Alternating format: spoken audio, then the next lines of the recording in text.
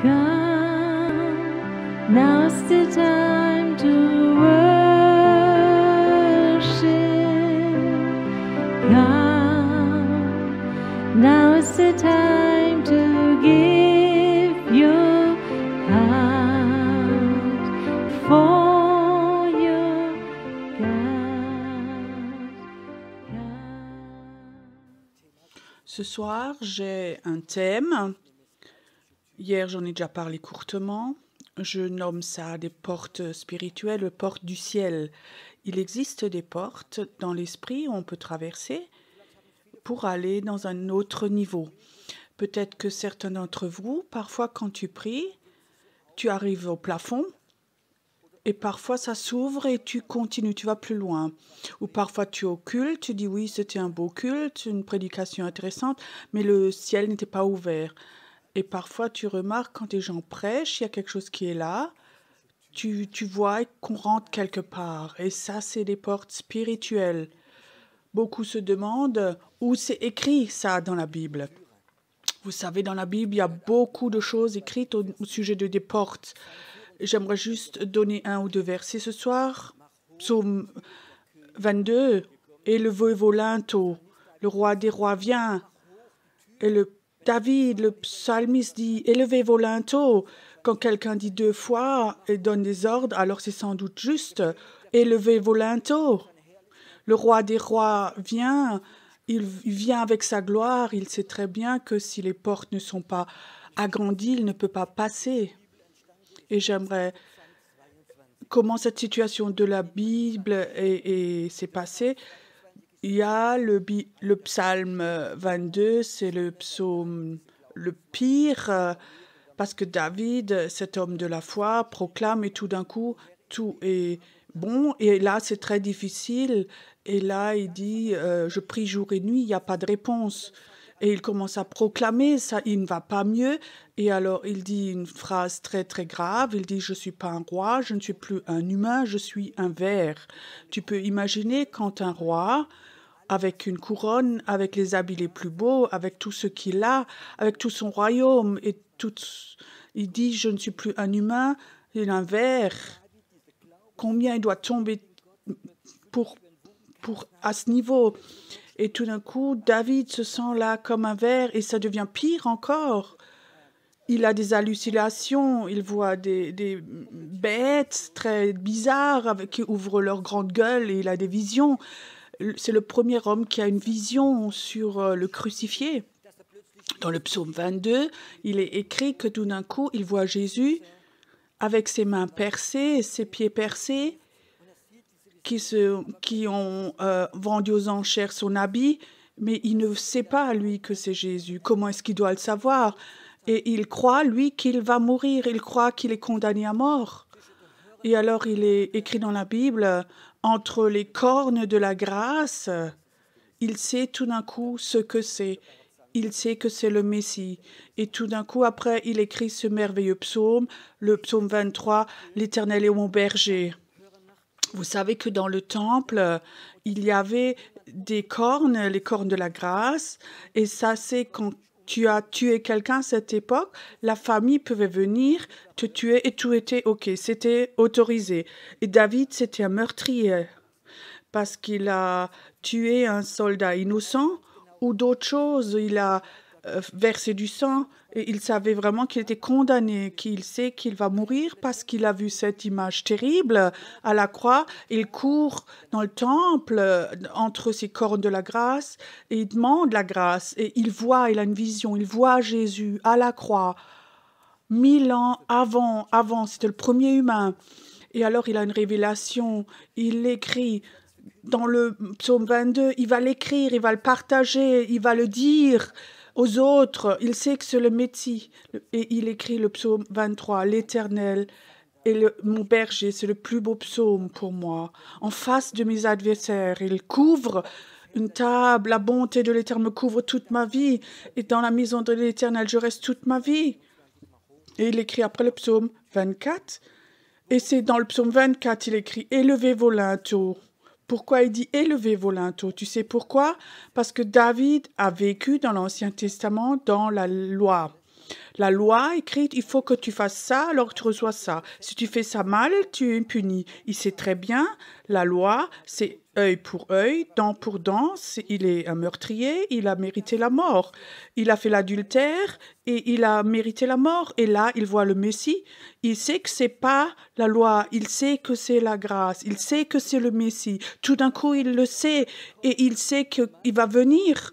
Mais il sait qu'il va venir, cet homme de la grâce, ce Messie, il va pas amener la loi et il sait, il va pas passer par cette porte de l'Ancien Testament. Et tu sais, beaucoup de gens, ils ont cette porte de l'Ancien Testament en eux, ce légalisme. La dernière fois, j'ai parlé avec un musulman, il me disait, je peux pas croire que vous, chrétiens, vous n'avez besoin de rien faire. Vos péchés, il a porté vos péchés, ça se peut pas. Nous, il faut qu'on prie 7 fois. Nous, il faut qu'on se fasse ceci. Nous, il faut qu'on aille à la Mecque. J'arrive pas à le croire. Tu sais, la porte est toute petite chez eux. Et j'admire les musulmans comme eux sont prêts à tout sacrifier, prêts à tout faire. Mais Jésus, ce sauveur, il ne va pas avec. Là, on n'a pas besoin de faire quelque chose. Celui qui nous aime, on a juste besoin de recevoir. Tu sais, beaucoup de chrétiens, ils se sont convertis au départ et la porte est de nouveau devenue plus petite.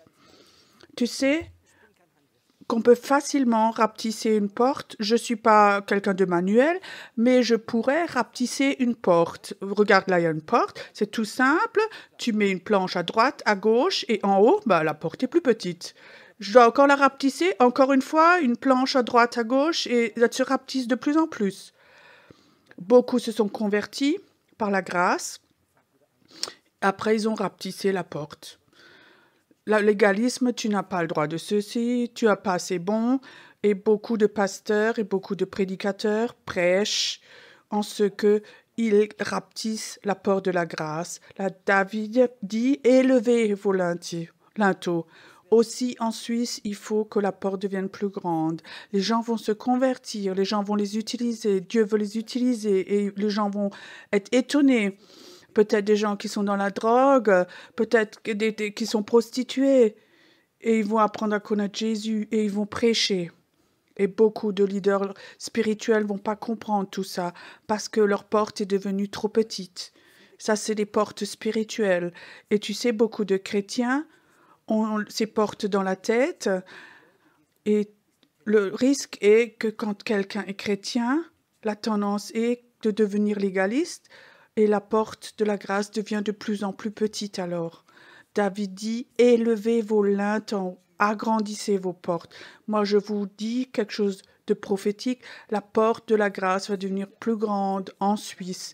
Et là où est le péché le plus grand, la grâce va surabonder, va devenir plus grande encore. Ne soyez pas choqués quand il y a tellement de péché. La grâce est beaucoup plus grande que le péché. La porte va s'ouvrir, mais elle va commencer à s'ouvrir pour nous, pour qu'elle commence à s'ouvrir. Cette porte va s'ouvrir, c'est bon. Et la preuve, c'est ce que j'ai prêché quand Jésus est mort. Ce n'est pas une porte, c'était une salle d'attente. Jésus meurt et le rideau se déchire. On peut tous rentrer dedans, pécheurs ou non pécheurs, croyants ou pas croyants. Le rideau est ouvert, la porte est ouverte. Et maintenant, la porte est ouverte. Je veux parler de porte, ce qui est important pour moi, pour que les portes s'ouvrent. Il y a quelque temps, Dieu m'a donné des révélations au sujet de portes, des portes spirituelles. Est-ce que vous croyez qu'il y a des portes, quand tu traverses, tu serais dans le surnaturel? La montagne de la révélation, il devait y avoir une porte là qu'il a ouverte. Il y a quelque temps, à Heidelberg, il y a une ville qui s'appelle Schwetzingen et il y a un beau château là, qui a des centaines d'années avec un très grand parc. Et Dieu m'a 2-3 fois parlé là et m'a dit d'aller là et de prier à ce château. Et je suis allée prier. Et un jour, quand j'étais là-bas, Dieu m'a dit, ce château va m'appartenir. Là, il y aura une école biblique, les gens vont se convertir là. Il y aura des professeurs qui vont se convertir et ils vont former des missionnaires. Et j'étais là et je disais, Seigneur, c'est fantastique. Et le Seigneur dit, rentre dedans. Et j'ai dit, mais Seigneur, tu sais donc que c'est fermé. Il y avait un grand portail devant. Alors Pierrot, vas-y. Je dis, Seigneur, tu sais donc que c'est fermé. Et puis... Mais parfois, tu sais, quand je discute avec le Seigneur, il se fâche pas. Et parfois, il sourit. Il dit, Pierrot, tu n'as aucune notion. Alors moi, je suis allée là-bas et j'ai essayé d'ouvrir. J'ai dit, Seigneur, je t'ai montré. Seigneur, je savais, tu vois. Et alors, dans la nuit, j'ai eu un rêve. Un rêve très bizarre. Je rêve. Je suis dans un immeuble, un très grand, et je marche dans un grand couloir. Et je sais que je ne devais pas être là, mais je marche quand même. Et il y a comme ça, à droite, à gauche, il y a des portes. Et je marche dans ce grand couloir, dans le rêve. Et tout d'un coup, j'entends derrière une porte de la louange. Et je sais que c'était la paix très grande comme des montagnes et je savais qu'il n'y avait pas d'église ici, mais la présence de Dieu venait très forte de cet immeuble, de cette salle. Et j'étais très curieux, j'ai ouvert la porte et j'ouvre un peu et la présence de Dieu venait très forte comme ça vers moi et je supportais plus et je regardais, c'était comme un amphithéâtre, il y avait beaucoup de jeunes personnes là-dedans. Et alors je suis rentrée, je me suis assise à côté d'un jeune homme et je pouvais presque rien voir parce que je pleurais tellement, parce que la présence de Dieu était tellement forte. Il chante, l'amour de Dieu est tellement grand, son amour aussi grand que les montagnes. Et je disais à mon voisin, mais où est-ce que je suis? Et il disait, ça c'est notre université. Ça c'est notre université. Et là, on est formés pour être des serviteurs. Et alors je me suis réveillée. Et alors, j'étais là, assis dans mon lit, et je dis, waouh, c'est la présence de Dieu. Elle était là dans ma chambre, elle était complètement remplie de la présence de Dieu. Et je sais que quand c'est dans ma chambre, je sais que c'est pas un rêve. Et après, je me suis rendormie. 1 heure plus tard, je me rassis, je me réveille. Et la présence de Dieu était encore dans ma chambre. Je dis, Seigneur, qu'est-ce que c'est ça? Il me dit, Pierrot, pendant que tu dors, j'ai pris ton esprit. Et quand je prends ton esprit, je peux aller en avant dans le temps ou en arrière, dans le passé. Et là, je t'ai fait avancer dans l'avenir et c'est ce qui va se passer dans le château. Hier, je t'avais dit rentre dedans et là, tu es rentré dedans. J'ai pris ton esprit, tu es rentré dedans et tu vas voir ce qui se passe là-bas il y a quelques années. Quand Dieu prend ton esprit et passe des portes spirituelles, c'est comme dans la montagne des révélations. Élie et Moïse n'étaient pas ensemble. À cette époque-là, ça n'allait pas ensemble. Et on est dans un temps où il existe des portes spirituelles où Dieu veut nous faire traverser. Est-ce que vous croyez à des portes spirituelles? Ou est-ce que tu es satisfait toute ta vie d'être dans une salle d'attente d'une religion? Ou est-ce que tu crois que Dieu est en train d'ouvrir des portes du surnaturel qui n'ont pas existé pendant des années? J'aimerais parler de certaines portes. Et je crois que des portes s'ouvrent toujours. Je vais vous dire, moi, j'ai pas de clé. Mais je connais quelqu'un, il a un trousseau de clés. Je ne sais pas, c'est celui-là maintenant? Moi, je ne trouve pas. Je vais le retrouver. Je voulais vous montrer un trousseau de clés. Donc, il y a beaucoup de clés accrochées. Et des clés pour ouvrir les portes spirituelles. Et tu sais, moi, j'ai pas de clé, mais celui qui a le trousseau, lui, je le connais. C'est le Saint-Esprit. Le Saint-Esprit, il a tout un trousseau de clés pour aller dans la guérison, dans le domaine de la libération, de la gloire, dans le prophétique ou dans d'autres domaines. Le Saint-Esprit a ce trousseau de clés et il y a des moments, il peut te dire, maintenant fais ceci. Et alors, quand tu le fais, alors il y a des portes spirituelles qui s'ouvrent. Il y a beaucoup de manières d'ouvrir des portes, mais la louange, par exemple, l'adoration, c'est une porte. Je crois que quelque part, on est allé dans une mauvaise direction. Aujourd'hui, dans la majorité des églises que je connais ou que j'ai vues, les leaders de louange sont presque, ou la louange, une copie, comme un système, comme une chaîne, comme McDonald's. Partout dans le monde, tu peux aller au McDonald's, tu as la même nourriture. Et aujourd'hui, on a la louange avec un top 10, top 50 comme ça, qui vient d'Amérique ou d'Australie ou quelque part, et nos leaders de louange essaient de faire une super louange avec les chants les plus modernes. Il y a un super son, une bonne qualité, mais ils ont oublié qu'il faut des clés spirituelles avec quel chant on ouvre le ciel. Il y a quelque temps, j'ai fait un culte de guérison dans la ville de Waldorf en Allemagne. Il y avait 500 personnes qui étaient là. Il y avait sans doute plus de 100 incroyants. Et alors, le groupe de louange a fait la louange. Et je sentais c'était vraiment très dur, très sec. Ils chantaient de beaux chants. Et le Saint-Esprit dit, va devant et dit au leader de louange, maintenant, on va chanter le chant Grand Dieu, nous te bénissons. Un si vieux chant. Oui, un si vieux chant. Alors on a chanté, Grand Dieu, nous te bénissons. Et tu sais, c'était comme un courant électrique qui est passé dans la salle et les gens se sont levés. Même les incroyants, tout d'un coup, quelque chose s'est passé. Il y a une porte qui s'est ouverte, une porte de rencontre avec Dieu, avec un chant. Et je peux te dire, quand tu es leader de louange, demande au Saint-Esprit, Saint-Esprit, s'il vous plaît, donne-moi un chant pendant la louange, ou pour que tu puisses ouvrir la porte avec ce chant. Alléluia. Tu n'as pas besoin de faire comme tout le monde. Je n'ai pas besoin de venir avec 50 musiciens et faire une belle musique. J'aimerais faire la louange avec des gens qui ont la capacité. J'ai besoin d'un chant ou deux chants que toi tu me dis et alors le ciel s'ouvre et les portes s'ouvrent. Alléluia. On n'a pas besoin d'aller dans notre savoir, mais il faut qu'on ait de nouveau ces clés du Saint-Esprit. Moi, je n'ai pas des cartes avec des prédications. Quand j'étais nouveau prédicateur, je n'avais pas fait d'école biblique et Dieu me disait, tu vas prêcher.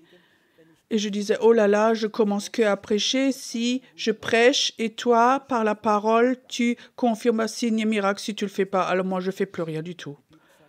Et Dieu, tu sais, Dieu est fidèle. Dieu confirme sa parole avec des signes et des miracles, mais quand tu amènes la parole que lui te donne.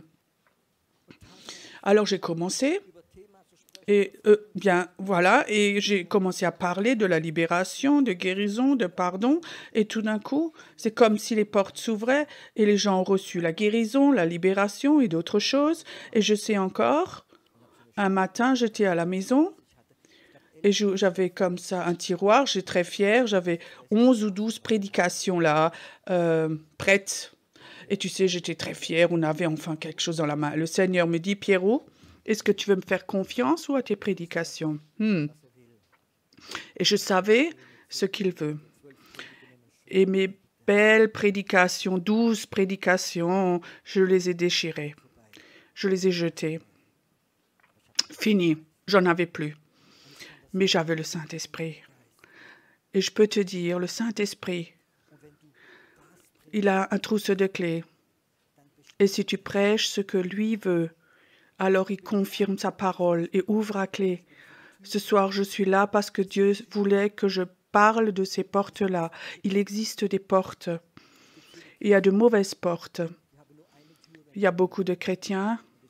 Ils n'ont qu'une seule porte. C'est la porte au mur de lamentation. C'est à Jérusalem, mais ça c'est pour l'Ancien Testament. Oh Seigneur, pourquoi je vais tellement mal? Pourquoi mon mari n'est pas gentil avec moi? Pourquoi mon passeport ne me dit pas bonjour? Oh Seigneur, pourquoi j'ai des problèmes d'argent? Tu sais, par ces portes-là, tu vas pas vivre la gloire de Dieu. Tu es au mur de lamentation. Jette ce trousseau de clés. Tu n'es pas appelé à vivre au mur de lamentation. Tu es appelé à traverser les portes, à traverser ces portes que Dieu a préparées pour toi.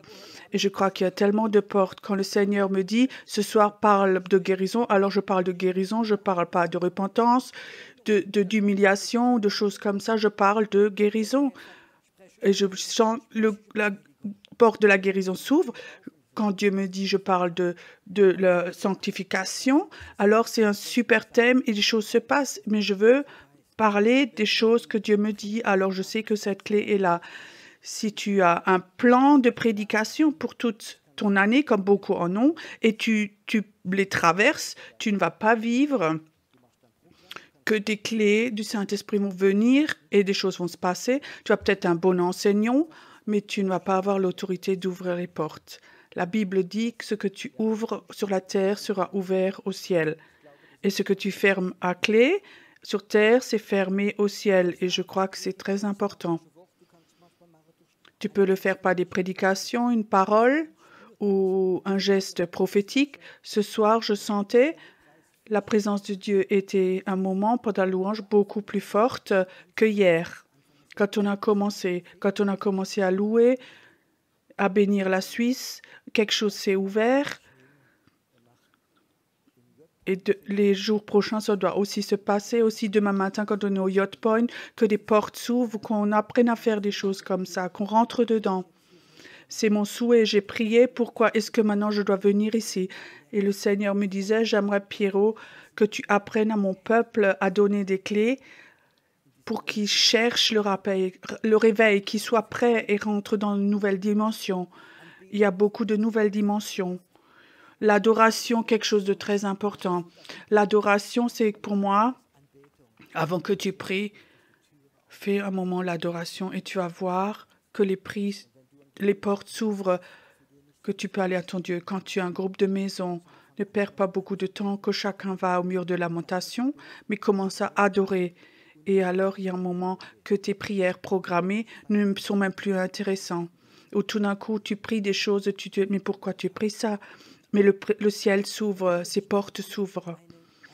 Ce soir, j'aimerais juste encore parler d'une clé, comme on ouvre une clé qu'on a perdue, surtout dans ce temps. Tout doit aller vite. Dans la Bible, il est écrit en Ésaïe, ceux qui s'attendent au Saint-Esprit reçoivent une force nouvelle et ils vont voler comme des aigles. Vous connaissez ces versets, sans doute tous, mais qu'est-ce que ça veut dire s'attendre à? S'attendre à, c'est devenir tranquille, calme. Je peux vous parler allemand avec vous? Ça veut dire fermer sa bouche. Tu comprends? Le Seigneur dit de toute façon, le sait de toute façon ce que tu veux dire, mais s'attendre à, ça veut dire tu restes dans la présence de Dieu, rester calme, devenir calme.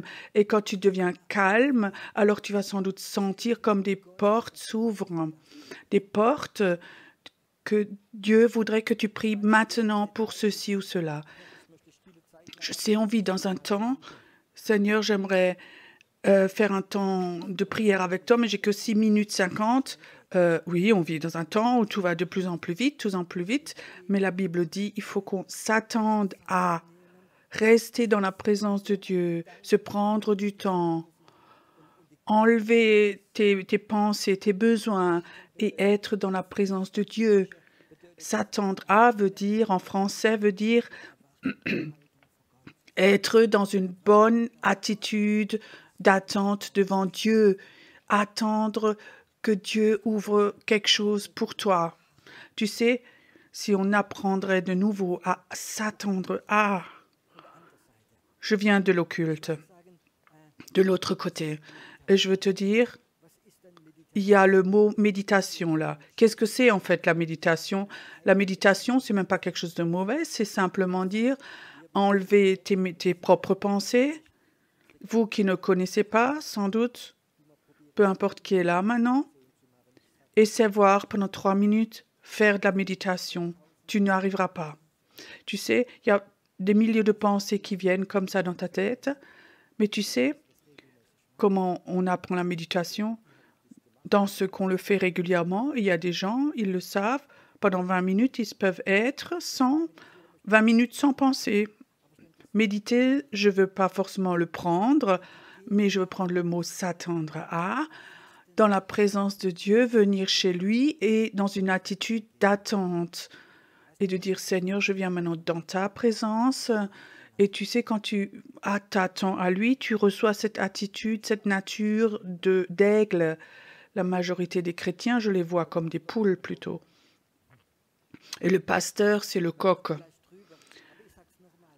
On rigole peut-être de ceci, mais je veux vous dire, quand tu médites, quand tu deviens calme et que tu t'attends, la nature d'aigle vient. Et cette nature n'a pas ce que a la nature d'une poule. Et l'aigle sent les vents ascendants. Une poule, pour sentir le vent, il faut bien qu'il batte vite des ailes. Mais un aigle, il va dans ses ascendants et monte. Tu crois que quand tu vas dans la présence de Dieu, tu sens ses vents ascendants, ce que Dieu veut te dire, ce que tu dois prier, quelles portes vont s'ouvrir. Tu peux imaginer, tu es là, tu as un grand problème avec ta voiture, ta santé, et maintenant tu vas dans la présence de Dieu, tu t'attends à lui, et il dit, prie pour ton fils, prie pour cette femme que tu connais qui est en Afrique maintenant. Mais tes propres problèmes ne t'intéressent même plus. Tu commences à rentrer dans ces portes que Dieu t'ouvre devant toi. Toi et toi et moi, on va tous un jour être là, debout devant Dieu. Et il va nous montrer combien de portes il a ouvertes et voulait ouvrir pour ta vie et pour ma vie. Des portes de bénédiction pour ton appel, pour la guérison, pour des miracles, pour l'évangélisation, pour la prière. Dieu a tellement de portes où il dit maintenant c'est le temps d'entrer dedans. Il y a des choses où Dieu veut ouvrir maintenant. Il y a 5 ans, je ne pouvais pas ouvrir, c'était pas encore le temps, mais maintenant c'est le temps où je veux te donner une révélation. Et ça, j'aimerais te dire aussi à toi, il y a des temps où Dieu dit maintenant c'est le temps où j'ouvre des portes pour ta vie. S'il avait fait avant, ça n'aurait pas été bon.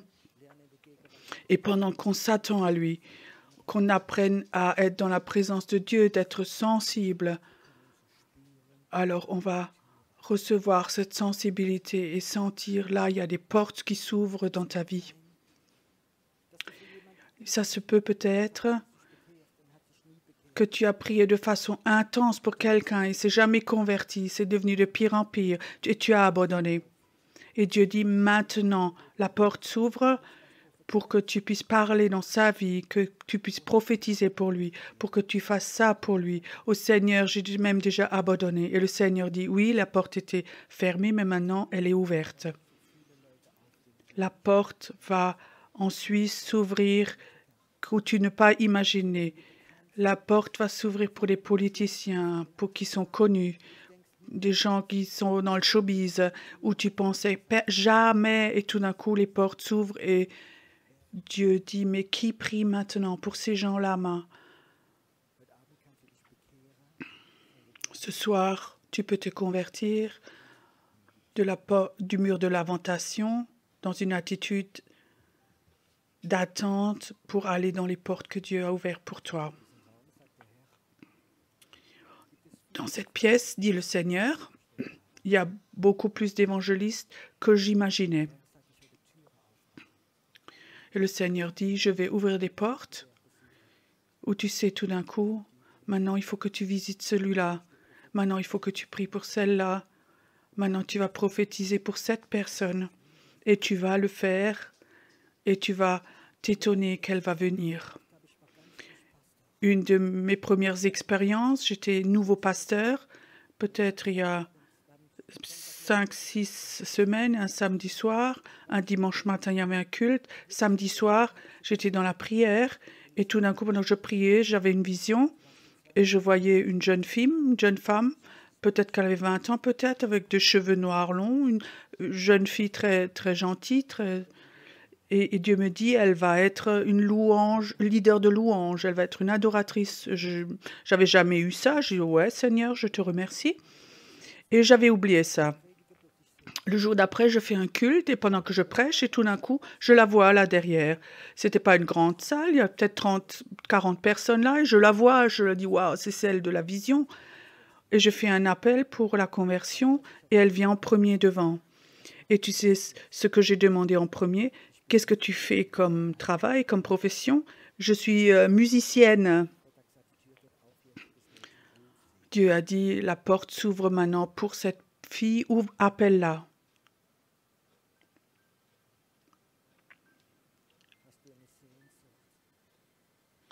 Est-ce que tu as une soif d'avoir ce trousseau, de l'avoir? Quand tu fais la cure d'âme, quand tu veux ramener quelqu'un au Seigneur ou autre chose, et tu dis, Seigneur, je suis devant une porte fermée, une porte fermée. Parfois, je parlais à des gens et ils pensaient que c'était comme un mur. Dis juste une parole, une parole.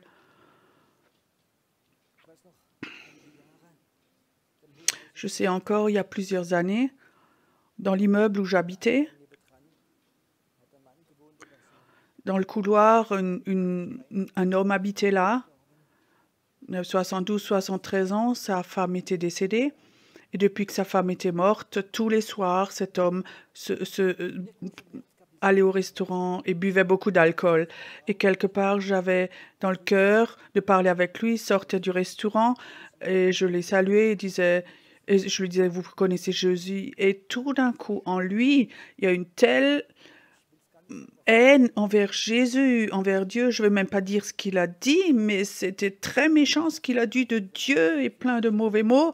Et alors j'ai appris que pendant 40 ans, cet homme avait un bistrot dans la Pfalz. C'était pas du tout le chrétien. Et alors, donc je suis rentrée chez moi et ça m'est vraiment blessée, tout ce qu'il avait dit envers les chrétiens et vers Dieu et vers Jésus.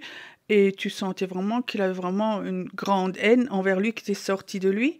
Et je suis allée dans mon appartement et le jour d'après, je le vois de nouveau complètement ivre dans la rue et le Seigneur me dit, vas-y. Je dis, non, Seigneur. Et le Seigneur dit, demande-le, est-ce qu'il connaît l'histoire de la crucifixion avec les deux hommes à droite et à gauche?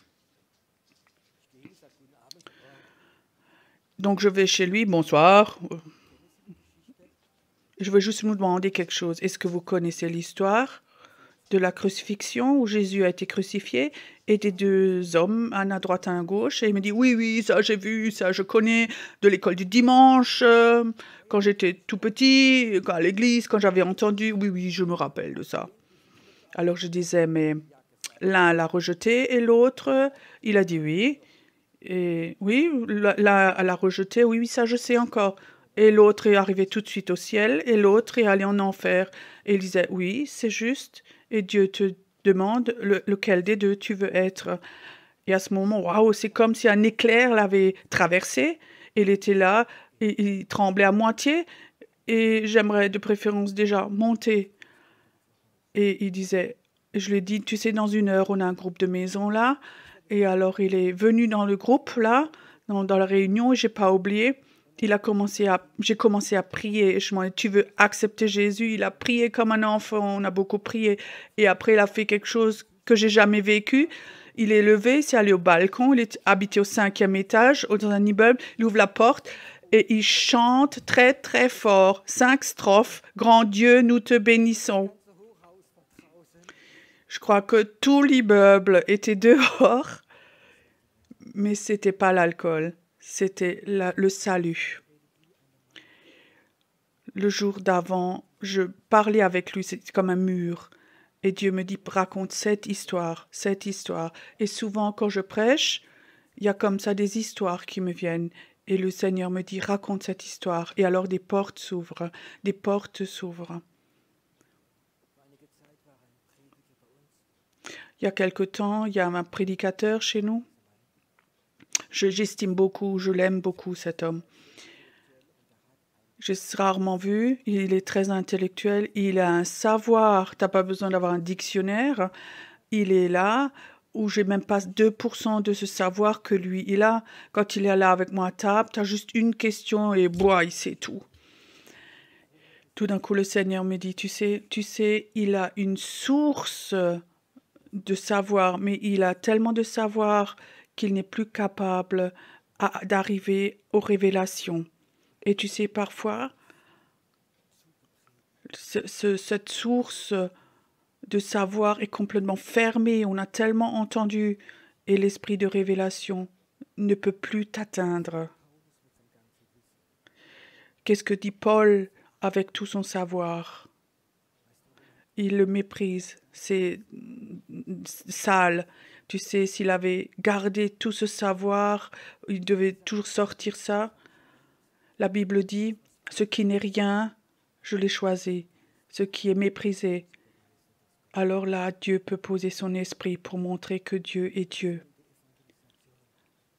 J'ai vu dans l'évangélisation, J'ai parlé avec tellement de gens. Il y avait un mur comme ça. Dieu me donne un mot et dit parle ça et c'est comme une clé et ça s'ouvre. On était une fois en France, dans la rue, on a évangélisé. Les jeunes, comme ça, deux par deux, ils sont allés vers les gens. C'était dans un quartier assez difficile. Il y avait que du rejet, du rejet.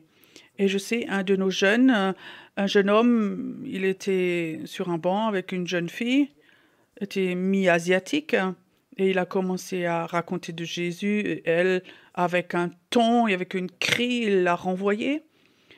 Et alors le Seigneur me dit, va voir, toi, va chez elle. Et je dis, Seigneur, tu sais, elle a 18 ans, elle était assise là avec une mini-jupe, et moi, si je m'assieds à côté, qu'est-ce qu'elle va donc penser? Qu'est-ce qu'elle va faire? Et le Seigneur dit, va chez elle. Et je m'assieds sur le banc, et elle regardait déjà très bizarre et très méchant, et je dis, Seigneur, aide-moi.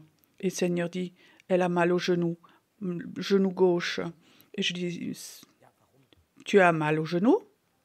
Oui, pourquoi? Est-ce que tu voudrais que ça s'enlève? Oui, bah si c'est possible, oui. Mais tu sais, tu es en mauvaise entente avec ta maman. Et comment tu sais ça? Il existe un Dieu, il te connaît, il t'aime. Et waouh, 2 minutes plus tard, tout son make-up noir coulait le long de ses joues. Tu sais, avant, elle était tellement grondée, elle était tellement dure, mais une parole, le Saint-Esprit a donné une clé pour ouvrir les portes, pour que le ciel s'ouvre et descende. Alléluia. Le Saint-Esprit, il habite en toi. Mais on l'a oublié. On a oublié ça, on travaillait avec la source du savoir, on a écouté tellement de prédications, lu tellement de livres, et notre source là de savoir est remplie. Le Saint-Esprit dit, est-ce que tu voudrais que je te donne des clés comme ça, où tu mets de côté tout ton savoir? Est-ce que tu veux de nouveau apprendre à t'attendre dans la présence de Dieu et de dire, Dieu, j'aimerais rien te dire, rien te raconter, tu sais tout. Je t'aime, tu es un Dieu merveilleux. Je t'aime par-dessus tout et j'aimerais simplement être dans ta présence. Je veux rien de toi, je veux simplement être dans ta présence. Et alors il y a cette parole, communion avec le Saint-Esprit, avec lui. Et tout d'un coup, il y a comme ça des clés qui descendent, et plus de clés tu reçois et que tu es obéissant, plus il va te donner des clés. Et il dit, fais ça, fais ceci maintenant. Et tu vas aller dans des domaines du surnaturel que tu peux même pas imaginer. Je peux vous raconter tellement d'histoires où beaucoup de chrétiens doutaient, où j'ai vécu des choses parce que j'étais obéissant au Saint-Esprit. Et il veut donner des clés et des clés. Ce soir, j'aimerais te dire, le Saint-Esprit est là et il voudrait te donner des clés. Il voudrait que tu ouvres des portes. Il voudrait que tu vives, que tu rentres dans des domaines où tu n'étais jamais dedans. Dieu a tellement de promesses, tellement de miracles. Jésus a dit, vous allez faire de choses plus grandes que moi. Mais ça ne va que si tu es obéissant au Saint-Esprit. Ce n'est pas pour toi, c'est pour Jésus, c'est pour glorifier Jésus.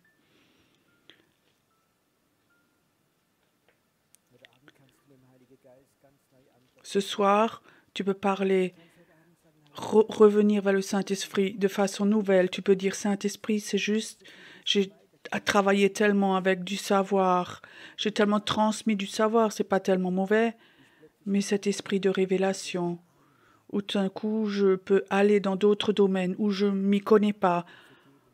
Et Saint-Esprit, j'aimerais te demander pardon, où je t'ai plus fait confiance, où j'ai fait confiance à mon savoir et plus à tes clés.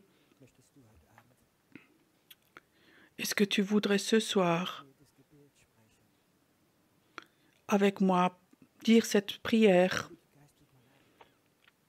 Saint-Esprit, je suis désolé, où je t'ai blessé, où je t'ai même plus besoin, où je t'ai remplacé par mon savoir. J'aimerais revenir vers toi de façon nouvelle. J'aimerais de façon toute nouvelle travailler avec toi. J'aimerais voir comme des portes s'ouvrent de nouveau. Des portes du surnaturel, de la bénédiction, de la libération,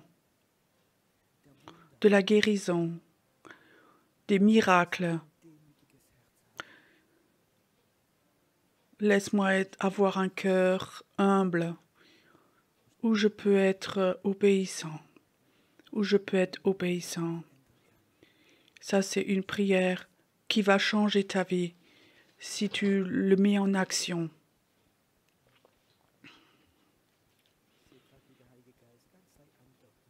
Je vois comme le Saint-Esprit revient vers toi de façon toute nouvelle.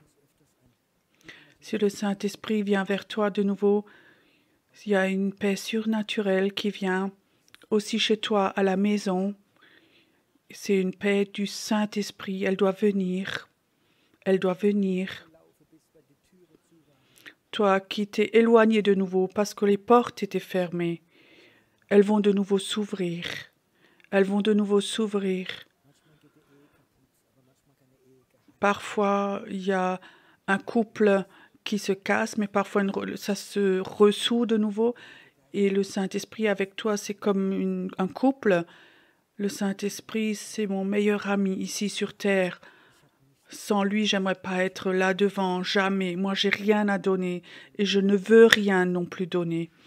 Mais si je sais, je lui fais confiance, alors je sais, des portes vont s'ouvrir. La présence de Dieu va venir.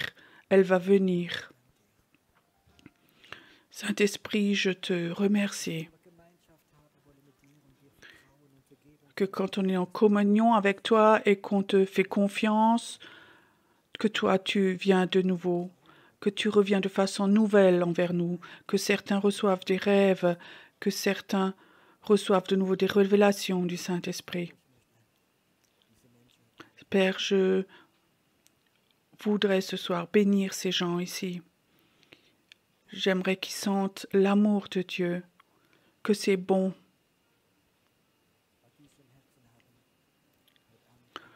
Ceux qui ont sur le cœur ce soir de téléphoner aussi, que tu habites en Autriche, en Suisse, en Allemagne, en France, les gens vont prier avec toi si tu es germanophone. Je sens comme le Seigneur touche, le Saint-Esprit touche, vient vers certaines personnes. Dieu dit, l'amour de Dieu est rentré dans ton cœur par le Saint-Esprit. Ça se passe maintenant. Que ton cœur est touché maintenant. Qu'il est touché maintenant. Lui le fait maintenant. Il le fait maintenant.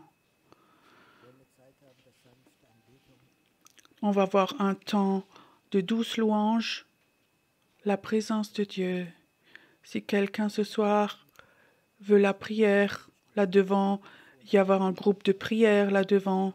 Demain soir, je suis de nouveau là. Demain matin, je suis à Yacht Point. Vous êtes tous invités. Et peut-être, si tu as sur le cœur aussi de travailler avec le Saint-Esprit, j'aimerais faire passer les corbeilles. Demande le Saint-Esprit. Si le Saint-Esprit te dit, il faut que tu mettes rien du tout, alors ne mets rien du tout. Mais si le Saint-Esprit te dit quelque chose, de mettre quelque chose, et tu es obéissant, tu vas voir comme Dieu, dans le surnaturel, va te bénir. Il va te bénir. Laisse-nous maintenant ensemble chanter la paix de Dieu qui descend. Alors le groupe de prière peut venir devant et ceux qui veulent la prière viennent. Aus dem Stall